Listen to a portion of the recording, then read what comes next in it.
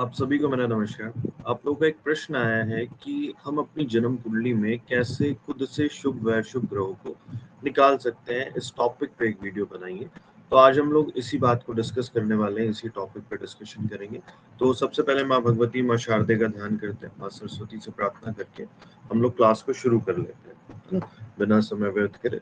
तो आज हम लोग सीखेंगे कैसे आप अपनी जन्म कुंडली में शुभ व अशुभ ग्रहों को निकाल सकते हैं। तो सबसे पहले थोड़ा सा बेसिक समझ लीजिए। आप लोगों ने सभी ने जन्म कुंडली जरूर देखी होगी, है ना। जन्म कुंडली में भाव होते हैं। मैं पहले बना देता हूँ उनको। पहले ये समझे कि जो जन्म कुंडली है हमारी, उसमें कौन कौन से भाव है। ठीक है जी। देखिए, ये हमारा पहला भाव है, फर्स्ट हाउस।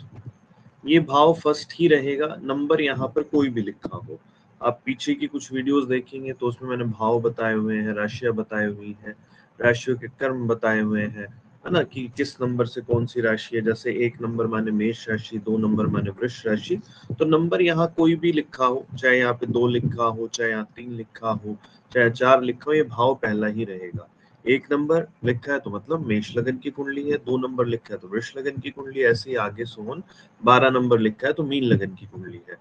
तो यहाँ पर कोई भी नंबर लिखा हो, ये भाव पहला ही रहेगा और यहीं से हमें शुरू करना है और अपने सीधे हाथ से उल्टे हाथ की तरफ सीक्वेंस में चलना है। तो ये दूसरा भाव, ये तीसरा भाव, ये चौथा, ये पांचवा, ये छठा, ये सातवां, आठवां, नौवां, 10वां, 11वां व 12वां। ये मैंने अभी भाव लिखे हैं। ठीक है जी। और ये हमारा फर्स्ट हाउस है, ये मैंने इसको लिख दिया। क्लियर है। आपको ये चीजें याद रखनी है। जब आप जन्म कुंडली देखेंगे तो वहां पर नंबर्स कुछ और लिखे होंगे इन भावों में। ठीक है जी। जैसे फॉर एग्जांपल मान लेते हैं वृष लगन की कुंडली, तो पहले भाव में 2 नंबर है और दूसरे भाव में आपको 3 नंबर दिखाई देगा। तो ये नहीं समझना कि ये दूसरा भाव हो गया, ये तीसरा हो गया, नहीं, ऐसा नहीं। ये भाव, ये वाला जो भाव है ये पहला ही रहेगा, ये वाला भाव दूसरा ही रहेगा, नंबर चाहे कुछ भी लिखा हो। आशा करता हूँ समझ में आ गया होगा। अब आपको ये समझना है कि कौन से भाव शुभ है, कौन से भाव अशुभ है। ठीक है जी। जो हमारा पहला भाव है, 5वां भाव है, 9वां भाव है, इसको त्रिकोण भाव कहा जाता है। ये शुभ भाव है। ठीक है जी। यहाँ पर मैं स्टार लगा देता हूँ तो आपको समझ में आएगा। ठीक है जी। ये पहला, 5वां, 9वां भाव जो है ये शुभ भाव है। अब आगे चलते हैं। चौथा, 7वां व 10वां भाव जो है समभाव है। लिख देता हूँ यहाँ पे। छठा, 8वां, 12वां भाव जो है इसको हम अशुभ भाव कहते हैं। अब यहाँ पर एक कंसेप्ट और सुना होगा जी, तीसरा, छठा और 11वां है, इसको भी अशुभ कहते हैं। इसको एक बार को हम साइड में छोड़ देते हैं, जैसे मैं आपको बता रहा हूँ आप उसको समझे। ये हमारे 1, 5, 9 शुभ हो गए, 4, 7, 10 सम हो गए, 6, 8, 12 अशुभ भाव हो गए। तो इन भावों में आने वाली जो राशियां हैं 6, 8, 12 में, उनके स्वामी को भी हम अच्छा नहीं समझेंगे, उनको भी हम अशुभ मान के चलेंगे।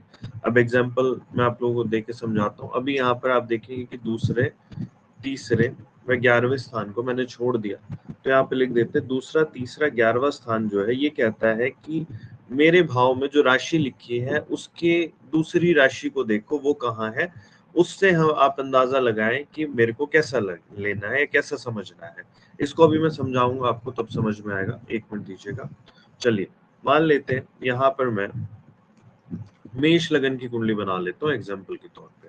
ठीक है जी। मेष लगन की कुंडली मतलब पहले भाव में 1 नंबर। थोड़ा सा ध्यान से समझना पड़ेगा आप लोगों को, तभी ये टॉपिक आपके समझ में आएगा।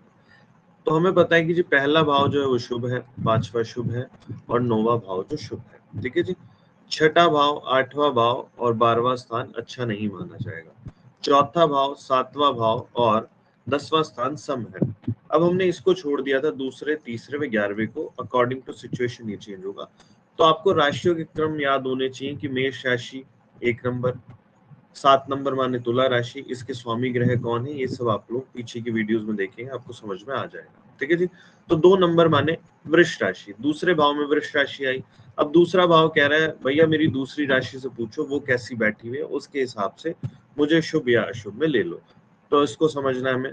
तो इसकी दूसरी राशि शुक्र की कहाँ बैठी है, समभाव में बैठी है। समझ गए बात को।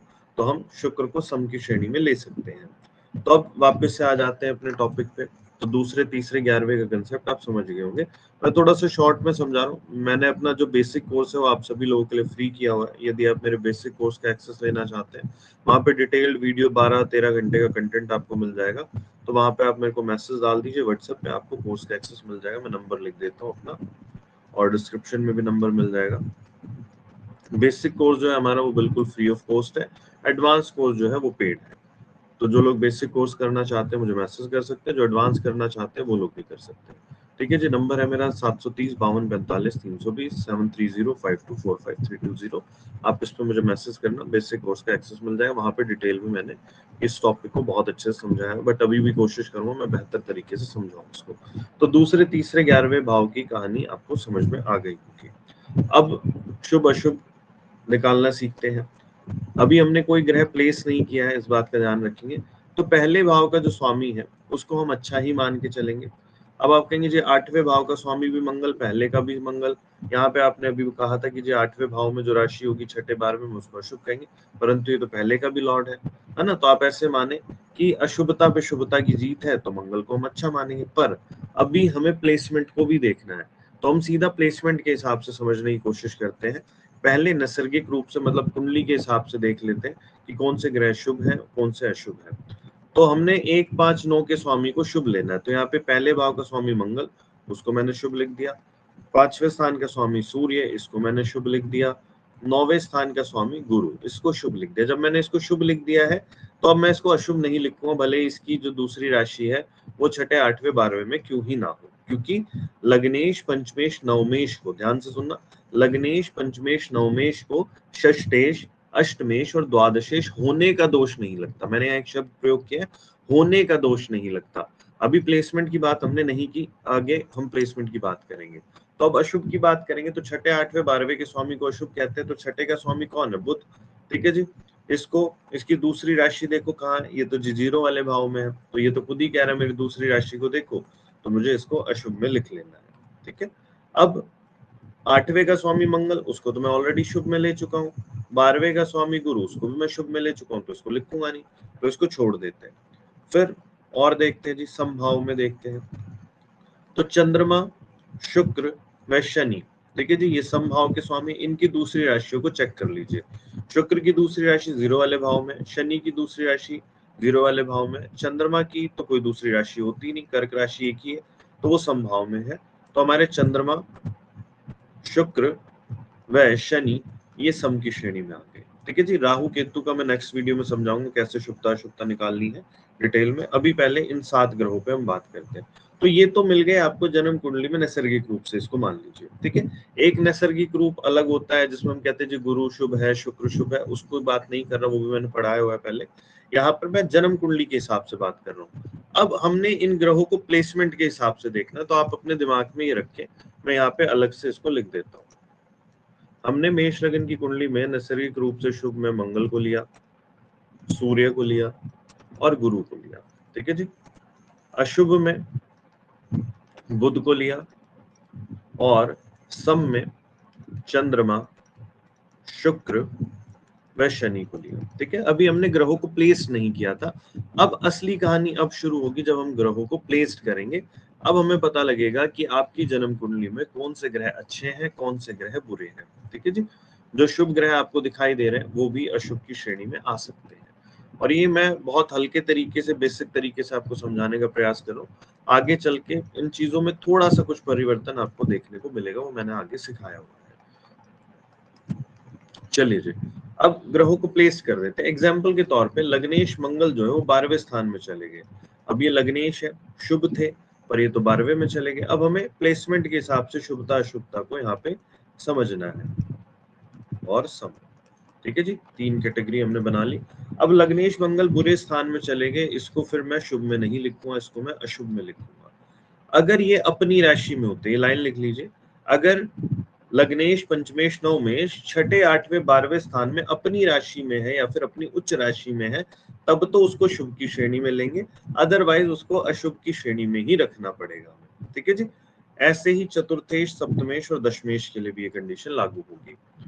तो मंगल यहाँ है, मान लेते हैं जी गुरु यहाँ बैठे हुए, अपनी ही राशि में अच्छे बैठे हुए और इस लगन कुंडली के लिए शुभ भी है, तो इसको मैं शुभ की श्रेणी में ही लूंगा। ठीक है जी। मान लेते हैं जी सूर्य जो है वो कर्क राशि में बैठे हुए हैं, पंचमेश है, अच्छे समभाव में है, ठीक भाव है, कोई खराब नहीं है, तो मैं इसको शुभ की श्रेणी में ही लूंगा। ठीक है जी। मान लेते जी साथ में शुक्र भी विराजमान है और जो बुध है वो भी विराजमान है, मान लेते हैं जी, क्योंकि सूर्य के आसपास रहते हैं शुक्र बुध। अब बुध जो है वो तो छठे का लॉर्ड है, अब इसको तो मैं अशुभ की श्रेणी में ही लूंगा, इसको मैं शुभ में नहीं ले सकता। हालांकि ये प्लेस ठीक भाव में हो गया। अब जब ठीक में हो गया तो ये किस भाव के लिए अच्छा हो गया?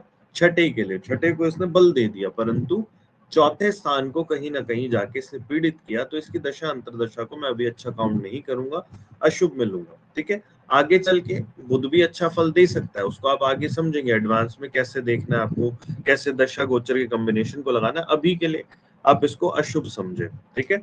आगे बढ़ते हैं, शुक्र की बात करते हैं। शुक्र समभाव का स्वामी और समभाव में ही आकर बैठ गया, तो ठीक है जी, सम की श्रेणी में ले लेते हैं। मान लेते हैं शनि जो है लगन में आ गए। अब आपको ग्रहों की उच्चता नीचता मैंने सिखाई हुई है। अब समभाव का स्वामी अपनी नीच राशि में लगन में बैठा है, भाव वो अच्छा है पर नीच राशि में चला गया, तो यदि कोई ग्रह अपनी नीच राशि में चला जाता है तो उसको हम अशुभ की श्रेणी में ही समझेंगे। तो यहाँ पर मैंने शनि को अशुभ की श्रेणी में लिख लिया। ठीक है जी। अब चंद्रमा की बात कर लेते हैं। मान लेते हैं जी चंद्रमा जो है वो यहाँ आ गया बुरे स्थान में, एक तो 8वें स्थान में चला गया और अपनी नीच राशि में, तो इसको मैं अशुभ की श्रेणी में लिख लूंगा। अब आप देखिए कि यहाँ पर ग्रहों को अलग कैटेगराइज किया था, बट प्लेसमेंट के हिसाब से अलग कर दिया, तो मेनली हमें इस पे फोकस करना है कि तात्कालिक रूप में या फिर प्लेसमेंट के हिसाब से कौन से ग्रह आपके शुभ व अशुभ है। इसको थोड़ा सा प्रैक्टिस करेंगे तो आपको समझ में आ जाएगा। और मेरे बेसिक कोर्स के डिटेल वीडियो चाहिए तो मैंने आप लोगों को नंबर प्रोवाइड करा ही दिया था अपना, आप उस नंबर पे कॉल करके, सॉरी कॉल नहीं मैसेज करके, है ना, मेरे से कोर्स का एक्सेस ले सकते हैं। ठीक है जी। इस बात का ध्यान रखिएगा कि आप व्हाट्सएप पे ही मैसेज करें, कॉल हो सकता है नहीं आपको रिस्पॉन्स मिले, तो व्हाट्सएप पे मैसेज करें। मैं नंबर लिख देता हूँ यहाँ पे दोबारा से, 730 52 45 320। आशा करता हूँ वीडियो अच्छी लगी होगी। और किसी टॉपिक पे अगर आपको वीडियो चाहिए तो कमेंट बॉक्स में लिख दीजिए, मैं उस टॉपिक पे वीडियो बना दूंगा। नेक्स्ट वीडियो में राहु केतु की शुभता अशुभता को मैं समझाने का प्रयास करूंगा कि राहु केतु किस प्रकार से आपको रिजल्ट्स देंगे, फल देंगे। धन्यवाद।